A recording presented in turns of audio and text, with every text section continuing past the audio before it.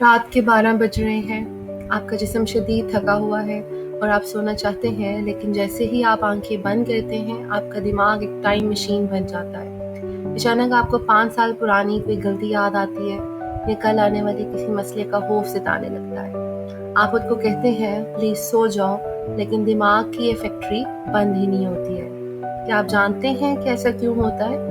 السلام علیکم، میں ہوں ایک کلینکل سائیکولوجسٹ اور آج ہم لاشعور کے اس خفیہ کھیل کو سمجھیں گے۔ سائیکالوجی کے مطابق ہمارا دماغ 2 حصوں میں کام کرتا ہے۔ ایک ہے ہمارا شعور یعنی کانشیس مائنڈ جو صرف 5% کام کرتا ہے، اور دوسرا ہے لاشعور یعنی سب کانشیس مائنڈ جو ہماری 95% زندگی کو کنٹرول کرتا ہے۔ یہ بالکل ایک آئس برگ یعنی برف کے پہاڑ کی طرح ہے جس کا چھوٹا سا حصہ پانی سے باہر ہوتا ہے اور بہت بڑا حصہ پانی کے نیچے۔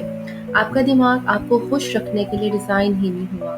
اس کا اصل کام صرف آپ کو زندہ رکھنا، خطرات سے بچانا ہے، اس لیے یہ نیگیٹو چیزیں زیادہ سوچ لیتا ہے۔ اب یہاں ایک بھرا نفسیاتی سچ ہے۔ دن بھر جب آپ اداس ہوتے ہیں، پریشان ہوتے ہیں یا کسی بات پر غصہ ہوتے ہیں تو آپ کاموں میں مصروف ہو جاتے ہیں اور ان جذبات کو دبا دیتے ہیں۔ آپ کا لاشعور ان تمام باتوں کو نوٹ کر رہا ہوتا ہے۔ جیسے ہی رات کو آپ اکیلے ہوتے ہیں تو آپ کا لاشعور ان تمام دبی ہوئی باتوں کی فائلیں کھول کر آپ کے سامنے رکھ دیتا ہے۔ یعنی اوور تھنکنگ کوئی بیماری نہیں ہے، بلکہ لاشعور کا دن بھر کا حساب برابر کرنے کا طریقہ ہے۔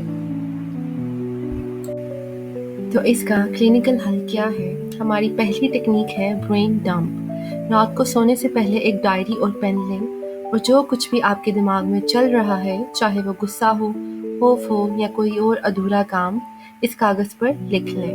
جب آپ اپنے خیالات کو دماغ سے نکال کر کاغذ پر منتقل کر دیتے ہیں نا، تو آپ کا لاشعور ریلیکس ہو جاتا ہے کیونکہ اسے لگتا ہے کہ اس کا میسج آپ تک پہنچ گیا ہے۔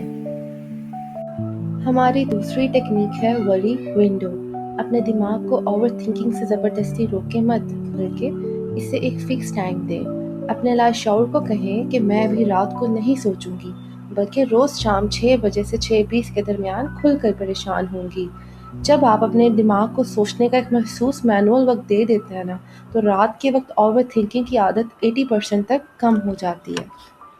یاد رکھیں، آپ کا دماغ آپ کا بہترین نوکر بن سکتا ہے، لیکن اسے اپنا مالک مت بننے دیں۔ اگر اوور تھنکنگ آپ کی روزمرہ زندگی کو متاثر کر رہی ہے، تو ایک پروفیشنل کلینکل سائیکولوجسٹ سے گائیڈنس لینا آپ کو اس دلدل سے نکال سکتا ہے۔ اس ویڈیو کو اپنے ان دوستوں کے ساتھ شیئر کریں جو رات بھر جاگتے ہیں، اور چینل کو سبسکرائب کرنا نہ بھولیے گا۔